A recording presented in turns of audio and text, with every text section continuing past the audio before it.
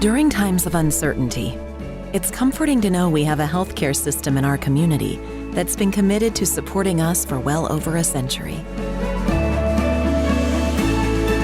In this current time, we are standing together, and our bond is stronger than ever. KDMC, caring for our community like no one else can.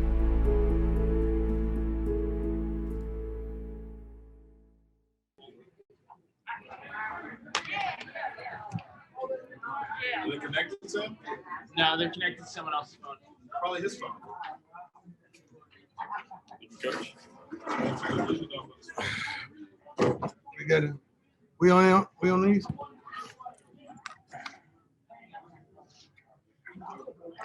All right, guys, we're joined by Coach Deion Sanders. He will give an opening statement and then take questions, one question from each outlet. How you doing, guys? Can you hear me? Yes, sir. Coach, how you hear doing? you, Coach. Yeah. Doug, why you on here looking like Evan Bottle? There you go. You better now.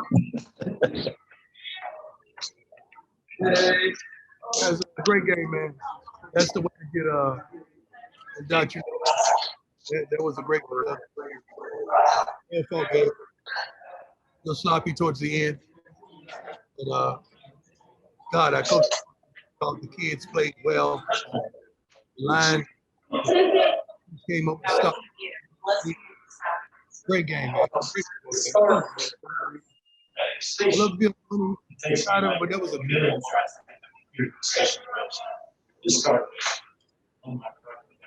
Yeah, Coach. A lot of big calls there, especially there in the second half with fumbles and targeting calls and stuff like that. Hit on Jalen in the fourth quarter.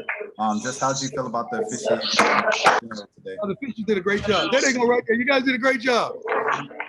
Did a great job today. There was a lot of calls that could have went either way. They did a great job of trying their best to keep the game safe, keep it fast, and they were pretty consistent. Times had to go upstairs and get it checked out. The play on Jalen looked bad. I didn't get to see it on replay. I know it looked bad. It looked like it was targeted, but you never know. I gotta ride with what they said. At 4 minutes 52, a question call as well in the end zone. The only thing I'm thinking is okay, if we fumble the ball at the 1 or whatever, why don't they spot it where it was fumbled or whatever? Like you can't. If it was in the end zone, that means we scored. That means if the ball crossed the end zone, that means we scored. So those are the things that are troubling my mind right now. But overall, those guys did a great job. Because you can't spot the ball at the 20. I gotta understand that logic. How do you bring the ball back and spot it at the 20? We thought it was going to be at the 1 or the 2 yard line where potentially he fumbled. Because if he fumbled in the end zone, it should have been touchdown once the ball crossed the plane. Deion, all the talk heading into this game about, Grambling haven't lost at home since 2015. Jackson State having not beat Grambling since 2012. Now that the game's over, how gratifying does this win feel? But also knowing that there's still a full season to be played. Can we enjoy this moment instead of worry about the season? Can we enjoy this thing for a minute? Can we dug in a little bit? Can we lean with it and rock with it a little bit tonight? A great game, man. I mean, those type of statistics are great for the kids. They're great to get them going, to get them fired up. Coaches, we could care less because they don't mean nothing to us. That gives us a challenge. But those kids, when they hear stuff like that, between the ages of 9 and 12, I believe was the last time that Jackson State won here, or not won here, pretty much beat Grambling, period. And they were early teenagers, man. That phenomenal. They love those type of things. They feed on those type of things, and that challenges them to go to another level and do the unthinkable and do what hadn't been done in quite some time. And that's what we did today. Do you feel like y'all put the SWAC on notice today? I don't know about that. I think they know we here. I think they know we present. Like back in the day when they called roll, you had to raise your hand and say, here. Baby, we here. we are here.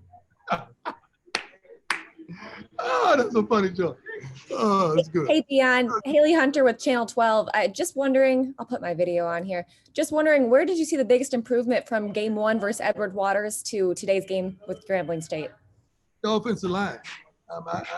Dennis just showed me the statistics. I think we 47 rushes for 200 some yards. I think well over 200 yards, which was phenomenal. I think the offensive line really, they did the doggone thing. I'm really, really, really, truly proud of them. How do you describe the emotion in the locker room right now? Oh my goodness.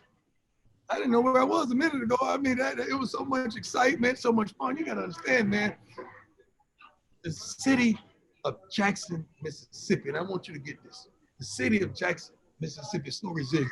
Do you know what we've been up against? The city with the water problems and electrical problems and some of the elderly not receiving water, not being able to bathe. We got our butts out of there and went to a nursing home this week to make sure they had water. And they're so resilient and no one's complaining. So to have the city ride like that, then we just give them a little more hope. And we got you. We got you. We gonna ride with you as well. That is a beautiful thing. God, that's a beautiful thing. So I'm happy not just for the kids in here, but the city, because that gives them hope. And they've been riding for us, and it's time for us to ride for them. Congrats. Thanks, Coach. Thank you, Ms. Hunter. 2 more questions. What did you learn about your team today? I learned some guys stood up, man. I can't even begin to I can't begin to say all the names. Jalen had another great game. Jalen Jones, our quarterback. He played suffice. I mean, he did the doggone thing. The running game was exceptional by both backs. We can't turn the ball over.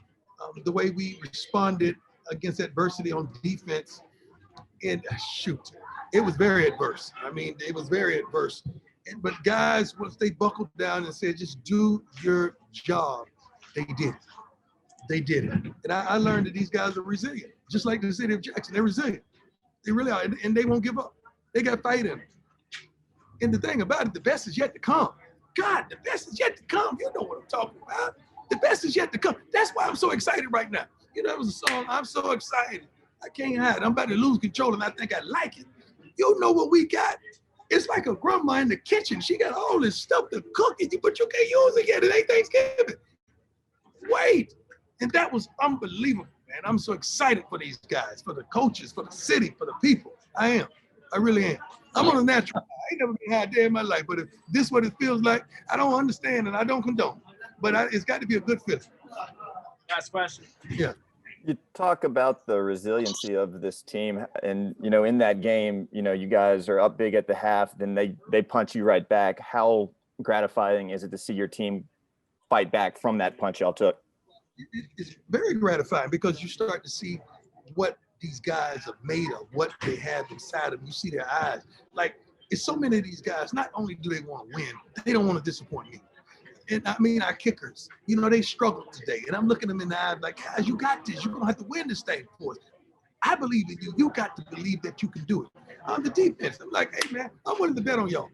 They got to drop, guys, because I thought the ball was going to be on the 3 or the 2 yard line. 98 yards on our defense. Hey, I'm riding with y'all on that. It's going to be a tough one. So the way the offensive line, regrouped, regained composure, and bounced back, because we did okay last week. We didn't do great. But to run the ball like we did today, wow. Wow.